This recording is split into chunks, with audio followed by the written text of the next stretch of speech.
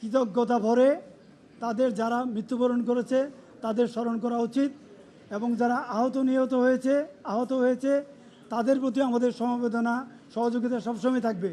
আপনারা নিশ্চয়ই জানেন জুলাই যোদ্ধা সহ অনেকেই সুপ্রিম কোর্ট বার অ্যাসোসিয়েশনে লিখিত দরখাস্ত দিয়েছে, প্রেস ব্রিফিং করেছে।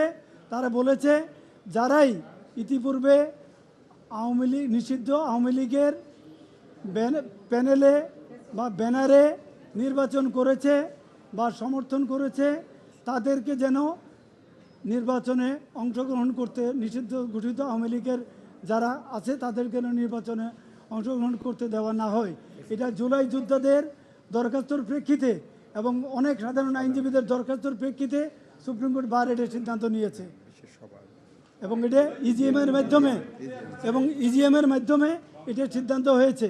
সুতরাং এখানে এটা নিশ্চিত থাকতে পারেন supreme court bar definitely July যোদ্ধাদের যে দরখাস্ত, তাদের যে আকুতি, তাদের যে আবেদন এবং তাদের পরিবারের যে আবেদন, সেই পরিবারদের আবেদনের বহিঃপ্রকাশের ক্ষেত্রে সুপ্রিম কোর্ট বার এই সিদ্ধান্ত নিয়েছে। কাজে এখানে সাধারণ আইনজীবীরা সেটাকে সমর্থন করেছে।